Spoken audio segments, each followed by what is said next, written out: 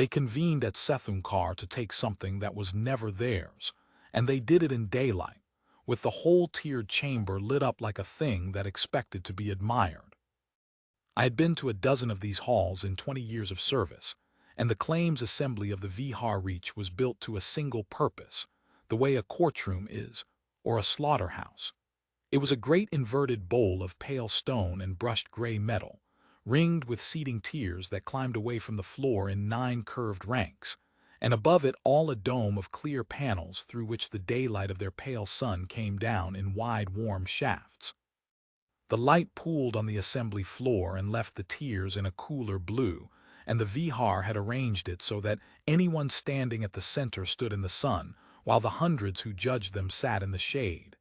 It was an old trick. It was meant to make you feel watched and small. It worked on most. There were 4 of us on the floor.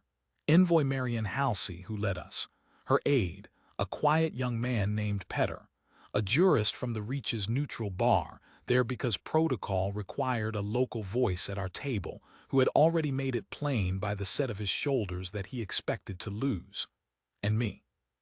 Cole Aldridge, warrant officer, seconded to the delegation as liaison for signals and salvage, which was the polite way of saying I was the man who read the manifests and knew where the bodies were buried.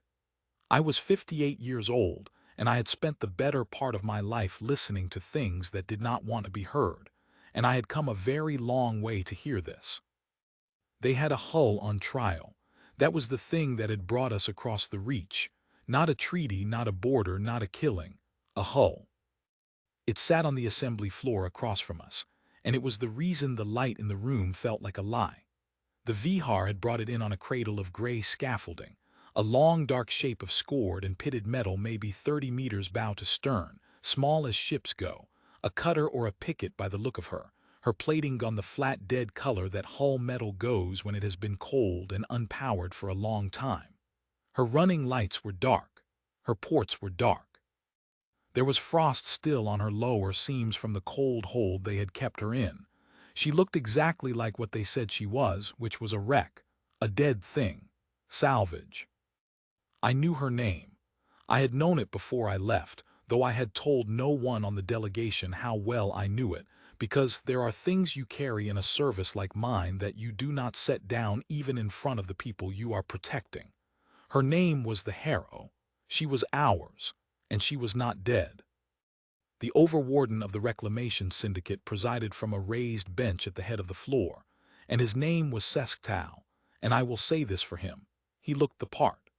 The Vihar are a tall, dry, deliberate people, gray-skinned and narrow through the shoulders, with long faces and a ridge of hard cartilage running back over the crown where a human has hair, and eyes set wide and dark and patient.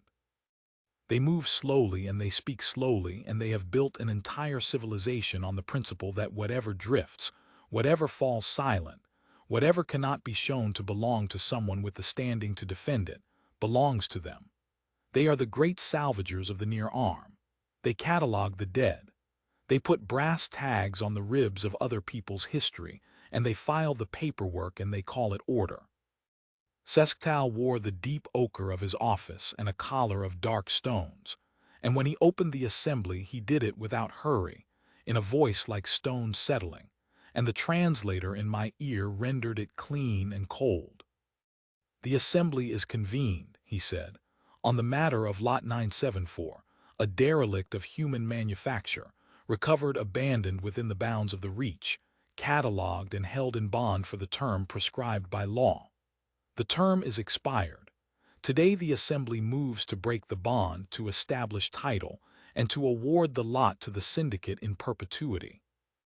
He paused, and the wide dark eyes came around to our table, and there was nothing in them I could read as cruelty, which was worse than cruelty. It was accounting. "The human delegation is present to be heard," he said. "It will be heard. It will not delay the finding." Halsey said nothing. She sat with her hands folded on the table in front of her, a woman of 60 in a plain dark coat with no insignia at all, her gray hair pulled back, her face composed and still, and she let his words settle into the room and did not answer them. I had seen her do this in 3 prior sessions, and it unnerved the Vihar every time, and every time they decided it meant she had nothing to say.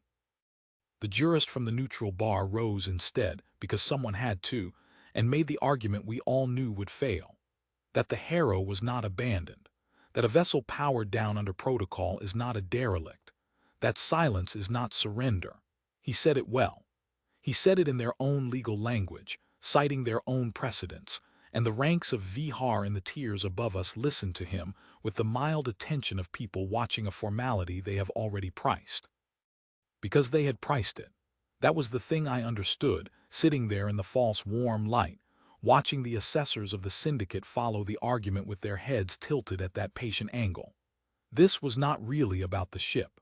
A single cutter is worth something as scrap and nothing as principal, and the Vihar do not convene the full claims assembly of the reach for scrap.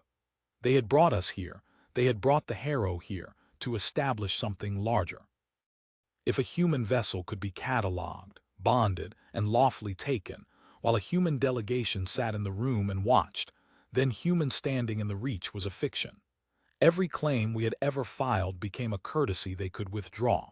Every route, every station, every quiet arrangement our species had built up along the near arm over 40 years of careful work would rest on nothing but their forbearance. They were not taking a ship. They were taking the precedent. The ship was only the nail they meant to drive it with. And they were right to think it would work, because on the face of it we had no case. The Harrow had gone dark in the reach 11 years earlier. She had stopped answering. By every record the Vihar could produce, and they are meticulous, she had drifted powerless for the better part of a decade before their tenders found her and brought her in. A dead ship, abandoned, unclaimed for 11 years. By their law, ours to lose. By any law, hard to defend. Except that I knew why she had gone dark, and I knew that she had not drifted, and I knew, because it was my service that had done it, that everything the Vihar had catalogued about the Harrow was true and complete and entirely wrong. Sesktal let the jurist finish, and then he did us the courtesy of answering, which he did not have to do, and which he did only to show the tiers that the matter had been weighed. Silence is not surrender, he repeated, turning the phrase over as if to examine it for value. No, but silence for 11 years from a vessel that made no signal, filed no protest, and answered no hail is abandonment. The law does not require surrender. It requires only that a thing be left. This thing was left.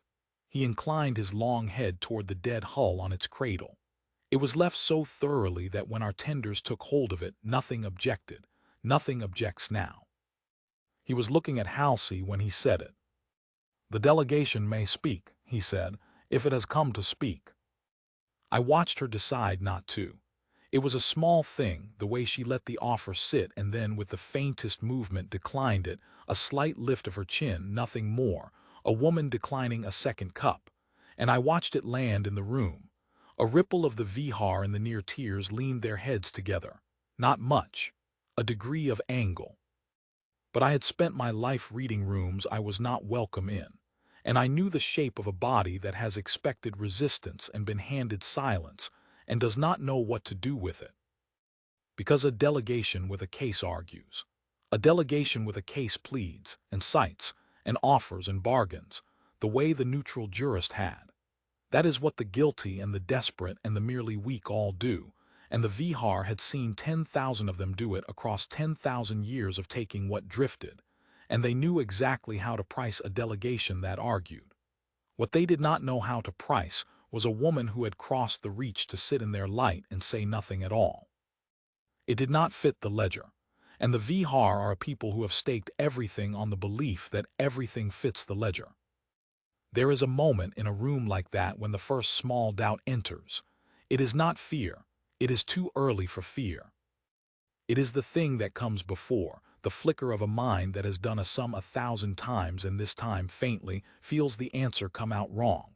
I saw it move through the assessor's bench like a change of light. Sesktal did not feel it. He was too high, too certain, too far into the ceremony. But the assessors below him, the ones who did the actual work of the syndicate, the ones who put the tags on the ribs, some of them felt it. One of them, a lean gray clerk 2 seats down the assessor's rank, looked away from the neutral jurist, whom he was supposed to be watching, and looked instead at Halsey. And then, following some instinct I recognized because I have the same one, he looked at the dead ship, as if to check it was still dead. It was, of course it was. It sat cold on its cradle with the frost on its seams and made no sound at all. I want to be careful here because it would be easy to tell this the way the recordings tell it, as if we walked in knowing exactly how it would end. We did not. There was a genuine chance it went wrong. Halsey knew it. I knew it. The whole architecture rested on a set of assumptions about the Vihar that were sound but not certain, and if any one of them broke, we would leave Sethunkar having watched our standing in the reach torn up in front of us with nothing to show for it but a stubborn silence that would look, in the histories, like defeat. That was the wager. Halsey had made it with open eyes, and my job, the only job I had left, now that the thing was in motion, was to sit still and let it run and not, by any word or movement, tell them what I knew. So I sat, and I listened to the syndicate build its finding. They did it thoroughly. That is their nature, and it was, in the end, their undoing, though none of us could have promised that going in. Sesktal called the record. An assessor rose and recited the provenance of Lot 974 in the flat, exhaustive manner of a people who believe that to name a thing completely is to own it. The date of recovery, the coordinates. The condition on recovery, powerless, unpressurized in the forward sections, hull intact. No crew aboard, no remains, no distress beacon active, no transponder response to 11 separate hails across the bonding term. The catalog of what she carried, compartment by compartment, which was almost nothing, because a picket carries almost nothing. She was a hull and an engine and a set of instruments and very little else. They read it all. They read it into the record with the confidence of men who have measured a thing on every axis and found nothing they did not expect. They had measured her on every axis but one, and it was the one axis my service had built her around, and they read right past it without seeing it, because it was not a thing you could see. It was a thing you could only wait for. An hour into the recitation, Petter, Halsey's aide, shifted very slightly in his seat, and Halsey stilled him with 2 fingers laid flat on the table. Not yet. I understood the gesture even without the context, because I knew what she was waiting for, and it was not a legal moment. It was a physical one. There was a thing that had to happen in a particular order, and the order was not ours to set. It belonged to the ship. The Vihar moved to break the bond in the late part of the session, when the light through the dome had swung and gone gold and the shafts of it lay long across the floor. Sesktal rose to full height on his bench, and the assembly quieted, and even the tears stopped their low motion, because this was the moment they had all come for. The finding, the taking, the precedent driven home. The record is complete, he said. The term is expired. No sustainable objection stands. The Assembly finds Lot 974 abandoned in law and awards title in perpetuity to the Reclamation Syndicate of the Reach. He paused, and his dark eyes moved once more to our silent table, and I understood that even now, even at the end, he wanted the acknowledgement. He wanted Halsey to say it, to concede on the record in the light so that the precedent was not merely taken but given. The human delegation will acknowledge the finding, he said, for the record of the Reach. And Marian Halsey rose. She rose slowly, an unhurried woman standing up from a table, and the room came to a kind of attention it had not shown all day, because it was the first time she had moved. She stood in the gold light with her hands empty at her sides, and she looked up the length of the chamber at Sesktal on his high bench, and then she reached into the breast of her plain coat and took out a single object and laid it on the table in front of her flat, where the light caught it, and stepped back so that everyone could see it. It was small and dark and unremarkable, a flat disk of dull metal no wider than a coin, and from where the Vihar sat it must have looked like nothing. But I knew what it was, and I felt the old cold move up the back of my neck when she set it down, because it meant the thing was real now. It was happening. The wager was called. It was a commissioning seal. Every hull in our service is struck with one when she is laid down, a physical token matched to the vessel that no other ship in the fleet carries. The one Halsey set on the table was the mate to a seal welded into the frame of the Harrow, deep in her spine, where no salvage survey would ever cut. It was proof of nothing in their law. It was worth nothing as an argument. That was not what it was for. "You've catalogued the ship," Halsey said. That was all. 4 words, flat, unhurried, pitched to carry in the quiet. Not a speech, not a plea, not a "this is what we are." 4 words, and the small dark disk on the table catching the last of the gold light. Sesktal looked at the disk and looked at her, and I could see him deciding it was a gesture of defeat. A token laid down, a surrender dressed as dignity. The eyes of the near tears came to it too, hundreds of dark, patient eyes, and I could feel the room settling back into its certainty, the flicker of doubt from the afternoon smoothing over, because here at last was the thing they understood, the loser's small, proud gesture, the coin on the table, the acknowledgement given in the only way a broken delegation had left. Sesktal even inclined his head, a fraction, the courtesy of a victor to the vanquished. And then the Harrow woke up. It did not happen the way it happens in the stories, all at once with light and noise. It happened the way a thing wakes that has been waiting a long time and knows exactly what it is waiting for. Deep in the dead hull on its cradle, in the cold spine where the seal was welded, something registered that its mate had been brought within 100 meters of it and had gone still. That was the trigger, not a hail, not a signal from us. Proximity and stillness, the 2 conditions the ship had been left to watch for, because a picket is not a fighting ship, whatever else she is. A picket is a thing you leave in the dark to watch a door, and the Harrow had been watching this door for 11 years with her lights off and her voice stopped, and every instinct of her enemies telling them she was a corpse. The first anyone knew of it was the frost. I was watching the hull because I knew to watch the hull, and I saw the frost on her lower seams begin to steam, a thin gray exhalation lifting off the cold metal as something under the plating began, very quietly, to warm. Then a single running light came up along her flank. Not bright. A dull red bead, the color of a banked ember, the standby color, the color that in our service means the ship is no longer asleep. Then another.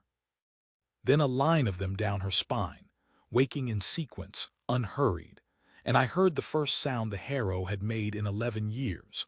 A low mechanical note that came up through the floor of the chamber more than through the air. The sound of a power plant that had been holding the barest thread of itself alive coming off its long idle and beginning to turn. The nearest Vihar came out of their seats. Not all at once. In ones first, an assessor half rising, a clerk turning, and then in a spreading motion up through the tiers as the sound climbed, and the ember lights ran down the hull, and the steam lifted off her in the gold light. Somewhere an alarm began, a hard, flat tone that was theirs, not ours, and I saw Sesktal on his high bench come forward with his long gray hands flat on the rail, staring down at the thing his assembly had just declared dead, as it warmed and lit and spoke beneath him. "What is it doing?" he said. It was not to us. It was to his assessors, to his clerks, to the record, to the room. What is it doing? The lean gray clerk I had noticed hours earlier, the one who had looked away from the jurist to check the ship was still dead, was on his feet with a reader in his hands. And I watched his face as whatever the Harrow was broadcasting resolved on his instruments, and I watched him understand it before he could make himself say it, because the ship was not powering weapons. She had almost no weapons. She was a picket.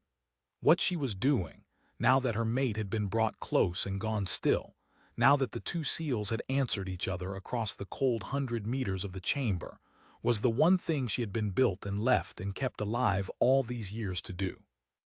She was calling home.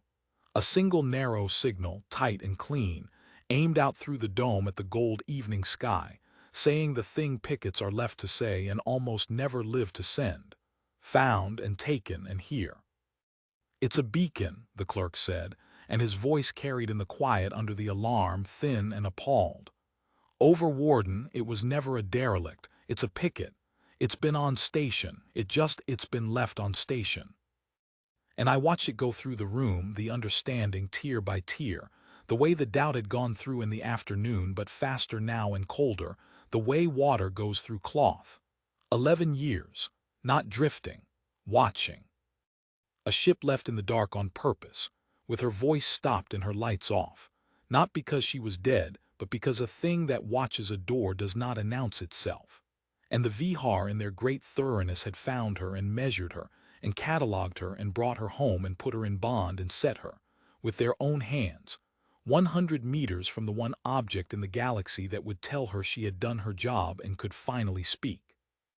Sesktal understood at last, or admitted at last, which in a man like him is the same thing. He stood very still on his high bench with his hands on the rail while beneath him his assembly came apart into motion, and he looked from the waking ship to the small dark disk on our table to Marian Halsey, who had not moved, who stood in the fading light with her hands empty at her sides and watched him with an expression that was not triumph. It was closer to patience. The patience of someone who has waited a long time for another person to finish a sum. "You knew," he said to her, "you knew what it was when you sat down." Halsey did not answer that either. She had said her 4 words and she did not intend to say more, and she let his accusation hang in the loud air unanswered, which was its own answer. The clerk was still reading his instrument and his voice climbed. "The signal's clean out. It's away. It's all ready." He stopped. He looked up, not at the ship now, but past it, up through the clear panels of the dome at the gold evening sky beyond, and whatever was in his face made the Vihar around him look up too, and then the tiers, rank by rank, until half the chamber had its long gray faces turned to the roof. I made myself look last. I already knew what would be there, but knowing a thing and seeing it are different, and I will carry the seeing of it to the end of my life. They came in high and slow through the gold light, resolving out of the evening the way a coastline resolves out of fog, first as a wrongness in the sky, a set of shapes too regular to be cloud and too large to be near, and then, as the eye caught up to the scale of them as what they were. The fleet, our fleet. The ships that had been holding station beyond the edge of the reach for as long as the Harrow had held station in the dark, waiting on the one narrow signal that would tell them the picket had done its work and the door had been opened. Not a rescue, nothing so small. They had not come for the ship. The ship was bait and sentinel both, and its whole purpose was to be taken so that the taking could be answered. They had come for the finding. For the precedent the Vihar had convened the full assembly of the Reach to establish that human title could be catalogued and bonded and lawfully stripped, while we sat and watched.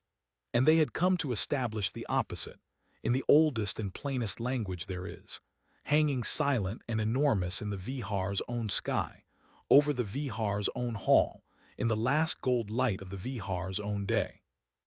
There were more of them than I had let myself expect. They filled the sky the dome framed, and then they filled the sky beyond it, rank behind rank, kilometers of hull, and they did nothing. That was the thing that broke the room. They did not fire. They did not hail. They did not descend. They held station over Sethun-Kar in perfect silence, exactly as the Harrow had held her silence in the cold hold, and the message of that silence was not a threat, because a threat is a thing you make when you still need the other side to choose. This was not a threat. It was an arrival. It was the door standing open, and the whole weight of what had been waiting beyond it now visible in the sky, and the plain fact that it had been there the entire time, through every hour of their careful, confident ceremony, while they read their provenance into the record and priced our silence and drove their precedent home. The chamber, which had been loud, went quiet. It went quiet the way a room does when everyone in it arrives at the same understanding within the same breath. The alarm still sounded somewhere, a small hard tone now, absurd against the size of the thing in the sky. The Harrow on her cradle glowed her bank timber red and turned her low steady note, done with her long watch, calling to the ship she had summoned, and above her through the dome the fleet hung in the gold evening and said nothing at all. Sesktal looked up at it for a long time.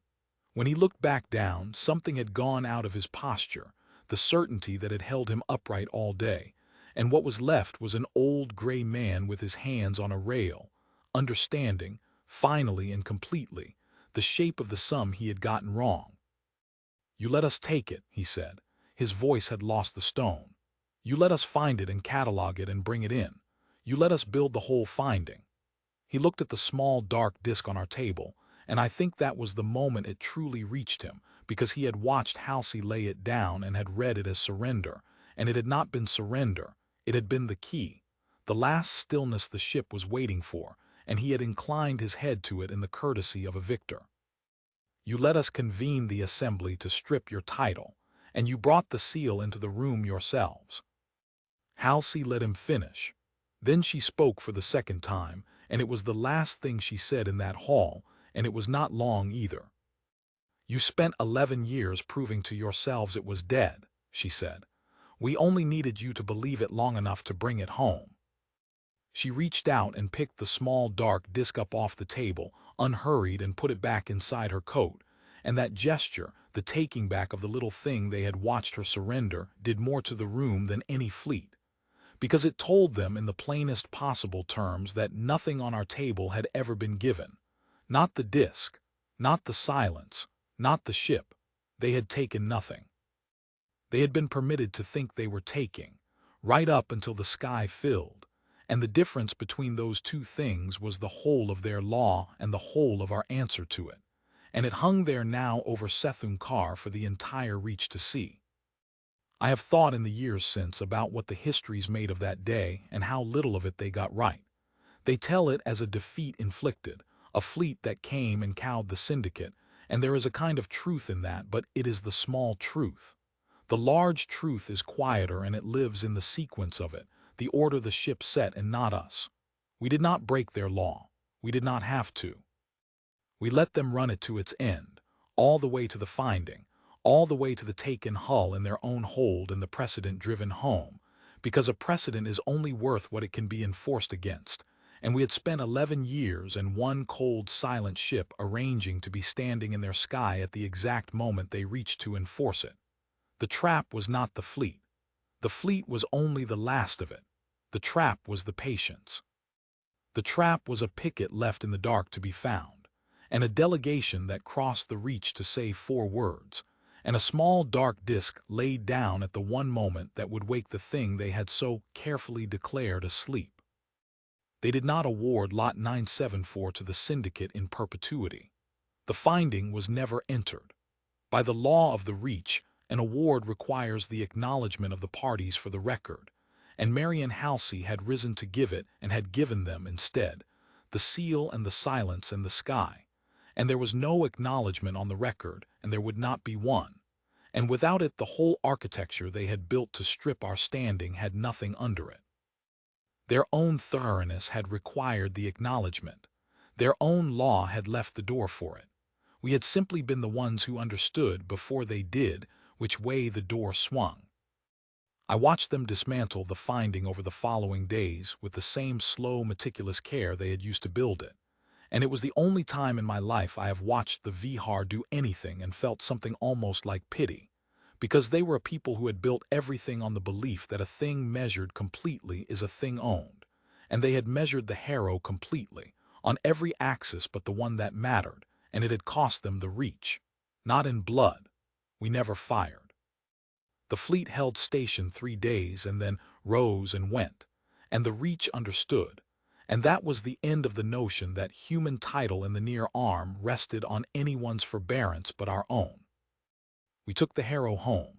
She rode out under her own low power, her ember light steady, her long watch finished, and I stood in her spine on the way out and put my hand on the cold frame where the seal was welded, the mate to the one in Halsey's coat, and I thought about the 11 years she had spent in the dark with her voice stopped, watching a door, believed dead by everyone who found her, and I understood that the thing we do best is not the thing they fear. They fear the fleet. They should fear the silence. They should fear a people who can leave a ship in the cold for 11 years and trust it to wake, and a delegation that can cross a galaxy to sit in a hostile light and say almost nothing, and a small dark disk laid down at exactly the right moment on exactly the right table. Sesktal came to see us before we left. He was owed nothing and we owed him nothing, but he came, an old gray man in the ochre of an office that meant less now than it had a week before, and he stood in the port and looked at the harrow on her cradle, awake now, warm now, her long deception spent. "We catalogue the dead," he said. "It is what we are. We have done it since before your species had a word for the sky." He looked at me, and the wide, dark eyes had lost none of their patience, only their certainty. "How long," he said, "did you leave it there, in the dark, believing it would wake?" "As long as it took," I said. He was quiet a moment. Then he said the thing I have carried longest, because it was the nearest a Vihar ever came, in my hearing, to understanding us. "You did not out-argue us," he said. "You outwaited us. I did not know a people could be patient in that way. I will enter that in the record." He inclined his long head, the courtesy of a victor given now, correctly, to the other side of the table. The rest of the reach should know it too. He turned and went, and we took our ship and our fleet and our precedent and left the Vihar reach in the gold evening of their own world. And behind us the assembly at Sethunkar stood empty, its finding unentered, its dome full of the light that had been meant to make us feel small. And the small dark disk rode home in the breast of Marian Halsey's plain dark coat, having never once left our hands. They catalogued the wreck. They measured it on every axis they knew. And the one thing they never thought to enter in the record, the thing that cost them the reach, was the oldest fact about us and the one they had the least language for. That a thing can be silent and cold and left in the dark, and believed dead by everyone who finds it, and still be, the entire time, exactly where we meant it to be, awake, and watching the door, and waiting for the moment they would open it themselves.